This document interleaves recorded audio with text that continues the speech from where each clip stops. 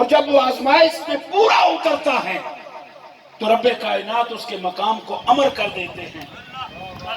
رحمت کونین صلی اللہ تعالی علیہ وسلم، سرکار دو عالم صلی اللہ تعالی علیہ وسلم نے درود سکھایا، کما صلیت علی ابراہیم و علی آل ابراہیم، اس طرح رحمتیں بھیج جس طرح تو نے ابراہیم پر رحمتیں بھیجی اور ابراہیم کی آل پر بھیجی۔ تو اب درود نے بتا دیا کہ جب ابراہیم کو رتبہ ملا تو آزمائشوں کے بعد ملا، جب اسماعیل کو رتبہ ملا تو آزمائشوں کے بعد ملا، اب صبح قیامت تک پوری انسانیت کے لیے رہنما حسین نے بننا تھا۔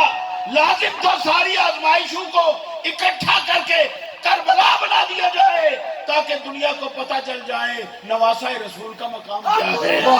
سبحان اللہ۔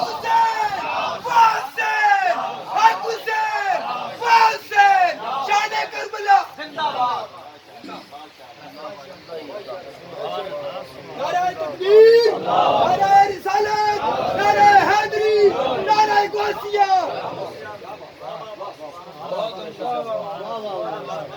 وَإِذِ ابْتَلَىٰ إِبْرَاهِيمَ رَبُّهُ بِكَلِمَاتٍ فَأَتَمَّهُنَّ، جب ہم نے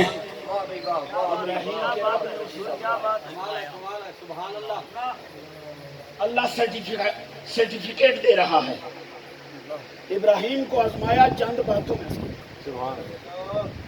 تو وہ پورے اترے۔ آئے ہائے کیا بات ہے، رب فرما رہا ہے وہ پورے اترے۔ جب وہ پورے اترے تو پھر کیا ہوا؟ قال انی جاعلک للناس اماما، ابراہیم ہم نے تم پر آزمائشیں بھیجی، پے در پے ہم آزمائشیں بھیجی، تو ہر آزمائش میں پورا اترتا چلا گیا، ہم تجھے لوگوں کا امام بنائیں گے۔ اب تو پاس ہو گیا ہے، ہم تجھے لوگوں کا امام بنائیں گے۔ عرض کیا قال ومن ذریتی، عرض کیا مولا کیا میری اولاد کو بھی؟ قال لا ینال عہد الظالمین، اللہ نے فرمایا ظالموں تک ہمارا وعدہ نہیں پہنچتا۔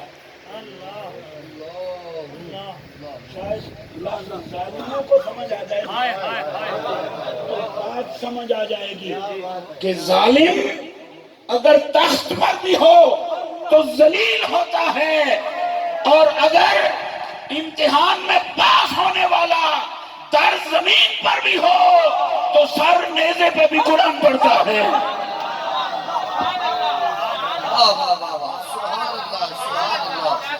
سبحان اللہ، سبحان اللہ، واہ قریشی صاحب واہ، کیا بات ہے، سبحان اللہ، سبحان اللہ، اللہ،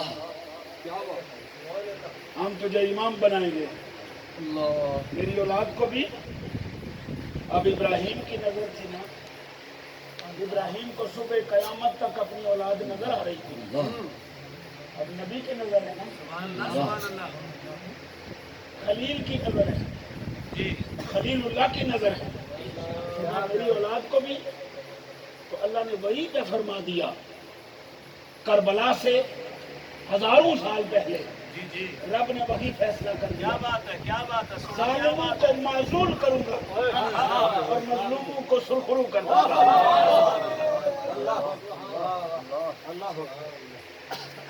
یہ ہے وہ بنیادی بات کہ اللہ جب کسی کو منصب جلیل پر فائز کرتا ہے تو اللہ کی سنت یہ ہے کہ اسے آزماتا ہے۔ اب باری اس کی تھی جس نے صبح قیامت تک دین محمدی کی حفاظت کے لیے اپنی قربانی کا حصار ڈالنا تھا، تو اب لازم تھا کہ وہاں آزمائش کی کوئی ایک قسم نہ آزمائی جائے۔ تاریخ انسانی دیکھ لیں، کوئی اولاد کے حوالے سے آزمایا گیا، کوئی مال کے حوالے سے آزمایا گیا،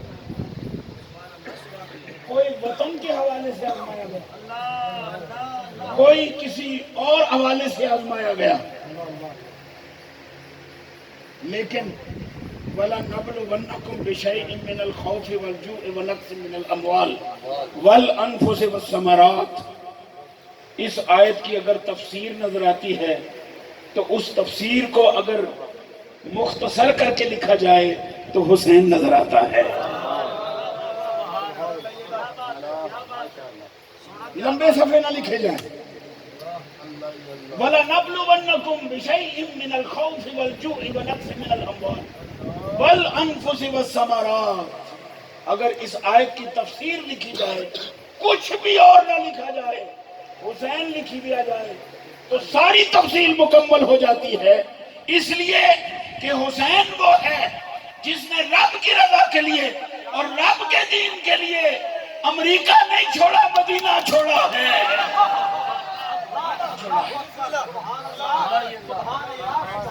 بات وطن کی ہوں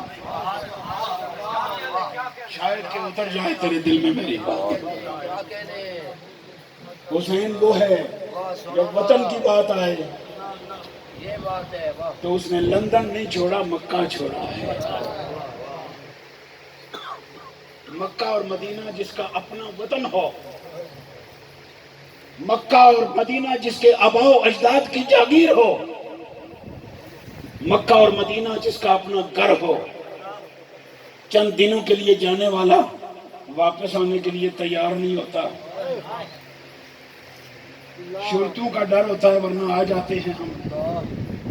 ورنہ کس کا دل چاہتا ہے مدینہ چھوڑے؟ کس کا دل چاہتا ہے مکہ چھوڑے؟ کس کا دل چاہتا ہے دیار حرم چھوڑے؟ یہ تو ان کی بات ہے جو مہمان بن کے جاتے ہیں. اور مدینہ اور مکہ جن کی جاگیر ہے انہوں نے کس دل کے ساتھ چھوڑا ہوگا؟ انہوں نے کن کیفیات کے ساتھ مدینہ طیبہ کو خیر بات کہا ہوگا؟ کن کیفیات کے ساتھ خانہ کعبہ پہ آخری نظر ڈالی ہوگی؟ کوئی اندازہ کر سکتا ہے؟ ایک آزمائش. دوسری آزمائش جاگیر بھی گئی. تیسری آزمائش مال بھی ختم. چوتھی آزمائش آیت میں تو ہے بس ثمرات. مودودی صاحب کو پڑھیں تو وہ لکھیں گے انگور.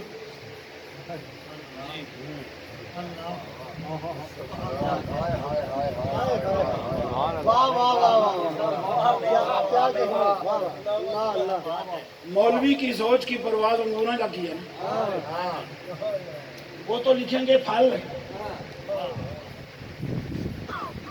اگر ان کو پڑھیں گے ان جیسے اور بے شمار ہیں وہ لکھیں گے یہی پھل فروٹ. لیکن اگر کسی عاشق کو پڑھیں گے تو وہ پھل کچھ اور لکھے گا. اب اس نخل بارور کا پھل کون سا ہے؟ زین العابدین.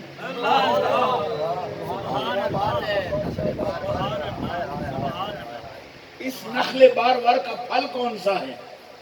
تصویر مصطفیٰ علی اکبر. پھل کون سا ہے؟ علی اکبر.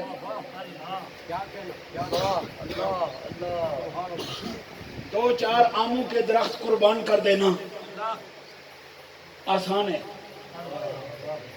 لیکن اپنے جوان سال علی اکبر کو تیار کر کے شہید ہونے کے لیے بھیجنا یہ حسین کی جرأت ہے.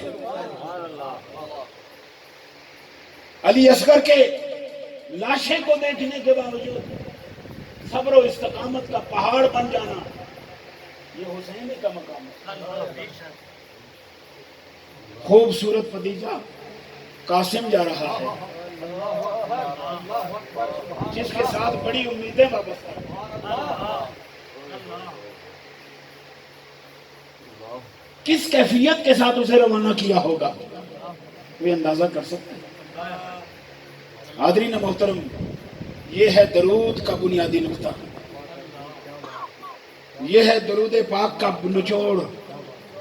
کما صلیت علی ابراہیم وعلی آل ابراہیم جب سرکار نے فرما دیا کہ مولا اس طرح رحمتیں بھیج جس طرح تو نے ابراہیم پہ بھیجی، آل ابراہیم پہ بھیجی، وہی فیصلہ ہو گیا کہ اسماعیل نے گردن پیش کی تھی، بدلے میں دمبا آ گیا تھا، اب دمبا نہیں آئے گا، اب دمبا نہیں آئے گا، اس لیے کہ اگر دمبا آیا تو پھر داستان کربلا مکمل نہیں ہوگی، اب سر حسین کٹے گا، اب درد زمین پہ ہوگا، سر نیزے پہ ہوگا، اور قاری قرآن تلاوت کر رہا ہوگا چھت پر، اور سر انور بول کے کہے گا کہ اصحاب کہف اور رقیم کا قصہ یقیناً عجیب تر ہے، لیکن میرے سر کو یوں پھرایا جانا اس سے بھی عظیم تر ہے۔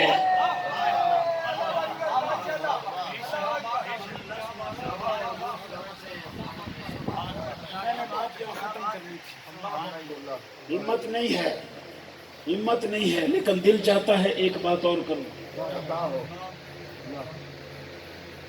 اب سوال یہ پیدا ہوا، اللہ کے حکم کے بغیر تو کچھ نہیں ہوتا، کٹا ہوا سر بول رہا ہے،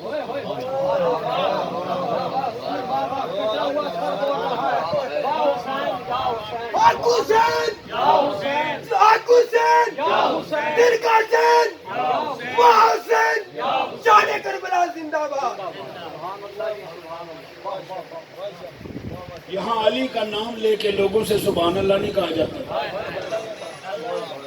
حسین کا نام سن کے لوگوں کو بڑی پریشانی ہوتی ہے، سبحان اللہ کہیں کہ نہ کہیں، کہیں رافضی نہ ہو جائیں، کہیں نعرہ حیدری لگانے کے بعد رافضی نہ ہو جائیں۔ لیکن حسین تیری عظمت کو سلام۔ ڈاکٹر کہتے ہیں گردے فیل ہو جائیں بندہ مر جاتا ہے، کرونا نظر ہی نہیں آتا، تھوڑا سا اندر چلا جائے پھیپھڑے ختم، کوئی ایک رگ بند ہو جائے تو دل بند،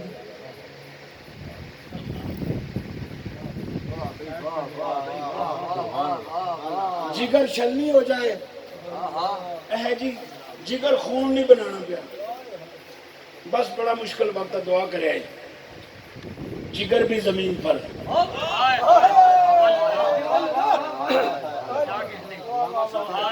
گردے بھی زمین پر، دل بھی زمین پر، پھیپھڑے بھی زمین پر، پورا جسمانی ڈھانچہ جو کسی بھی انسان کی زندگی کے لیے لازمی حصہ ہے، ایک ایک پرزہ زمین پر ہے، صرف سر ہے جو نیزے کی نوک پر ہے، لیکن نہ وہ گردوں کا محتاج ہے، نہ وہ پھیپھڑوں کا محتاج ہے، نہ وہ جگر کا محتاج ہے، نہ وہ دل کا محتاج ہے، وہ سورہ یاسین کی تلاوت کر رہا ہے۔ راز کیا ہے سمجھنا ہوگا، راز یہ ہے کہ کئی سال پہلے قرآن نے اعلان کر دیا تھا بل احیاء ولکن لا تشعرون، بدر والے گئے چلے گئے، احد والے گئے چلے گئے، خیبر والے گئے چلے گئے، خندق والے گئے چلے گئے، آمنا و صدقنا کہ بدر والے بھی زندہ، احد والے بھی زندہ، خیبر والے بھی زندہ، حنین والے بھی زندہ، سارے زندہ ہیں، کوئی تو ہو جو بول کے بتائے شہید زندہ ہیں۔ مصطفیٰ کے بیٹے نے کہا یقین رکھنا شہید زندہ ہے۔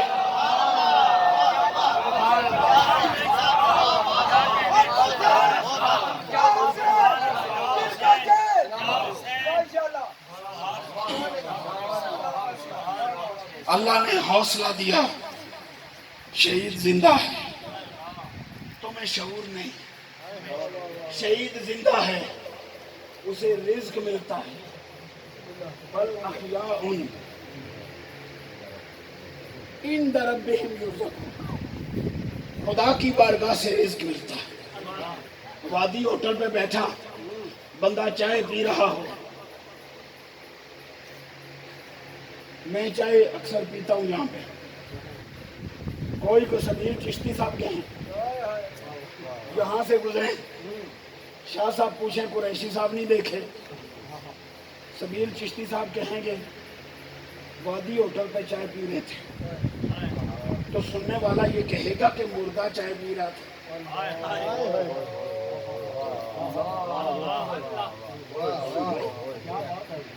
ویسے وہ فوت ہو گئے ہیں لیکن وادی ہوٹل پہ آج چائے پی رہا ہے.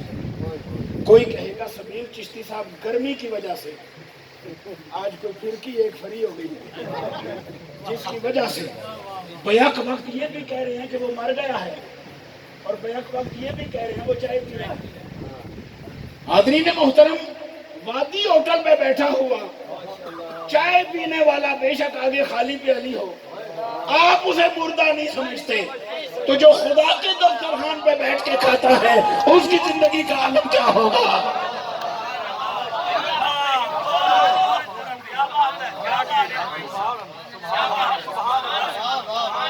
سوال میں پھر سوال یہ پیدا، وجہ یہ ہے جناب حمزہ کی شہادت معمولی شہادت نہیں ہے. انہوں نے بول دیا ہوتا زندہ ہے شہید. 27 کے قریب شہادتیں خیبر میں ہوئی ہیں مولا علی کی قیادت میں. ان شہیدوں میں سے کوئی بول گیا ہوتا.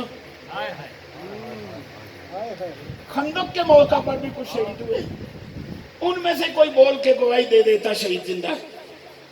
جب وہ بولتا تو ہم سمجھ جاتے زندہ ہے. جو قرآن کہہ رہا ہے سچ. اتنا انتظار کیوں کیا گیا؟ بس آخری بات اور اجازت، میری ہمت جواب دے گی. اتنا انتظار کیوں ہوا کہ حسین میدان کربلا میں آئے، حسین بے جگری سے لڑے، حسین اپنی جان آفری کے سپرد کرے اور حسین کا سر انور نیزے پہ بلند ہو اور حسین بول کے بتائے شہید زندہ ہے. وجہ اس لیے ہے کہ حسین کی شہادت حسین کی اپنی شہادت نہیں، مصطفیٰ کی شہادت ہے. یہ لمبی بات ہے. یہ شہادت سیرت نبوی کا تکمیلی باب ہے. حسین کی شہادت نہیں تو سیرت مکمل ہی نہیں. اس لیے کہ میرے آقا فرماتے ہیں میری خواہش ہے میں شہید کیا جاؤں پھر زندہ کیا جاؤں، پھر شہید کیا جاؤں، پھر زندہ، بخاری پڑھیے، پھر شہید کیا جاؤں، پھر زندہ کیا جاؤں. لیکن ادھر سے میسج آتا ہے واللہ یعصمک من الناس. کسی میں یہ طاقت ہی نہیں کہ میرے محبوب آپ کی وہ جان لے سکے. اس لیے کہ محبوب میرا ہے، حفاظت بھی میں کر رہا ہوں.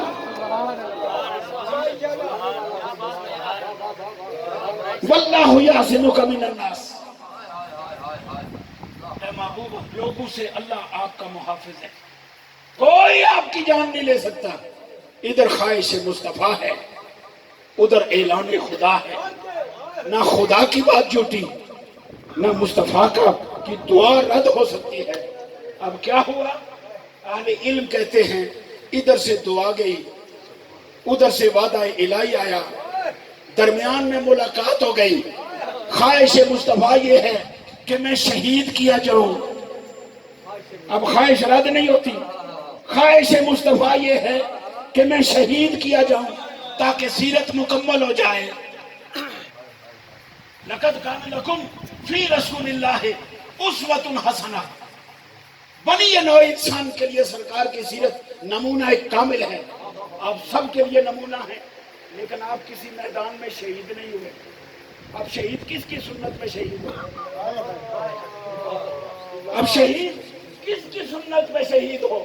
غازی تو سرکار کی سنت پر ہے، مجاہد سرکار کی سنت پر ہے، لڑنے والا سرکار کی سنت پر ہے، لیکن شہید کس کی سنت پہ ہو؟ اب لازم ہے کہ اس قضیے کو نمٹایا جائے. ادھر سے خواہش مصطفیٰ گئی، ادھر سے واللہ یعصمک من الناس کا وعدہ آیا، درمیان میں ملاقات ہوئی، مذاکرات ہوئے. چشتی صاحب، مذاکرات ہوئے درمیان میں.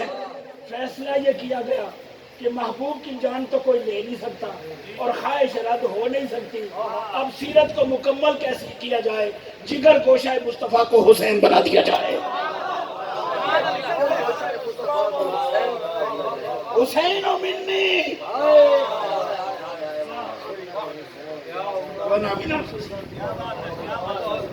حسین مجھ سے ہے اور میں حسین سے، حسین مجھ سے میں حسین سے۔ جب یہ فیصلہ کر دیا گیا کہ جگر گوشہ مصطفیٰ کو حسین بنا دیا جائے اور پھر مصائب اور آلام جو دنیا میں ممکن ہو سکتے ہیں وہ سارے کربلا میں اکٹھے کر دیے جائیں اور حسین بے جگری سے مقابلہ کرتے ہوئے صبر کا پیکر بن کر اپنی جان دے دے تاکہ حسین کی شہادت مصطفیٰ کی شہادت بن جائے اور سیرت مصطفیٰ مکمل ہو جائے۔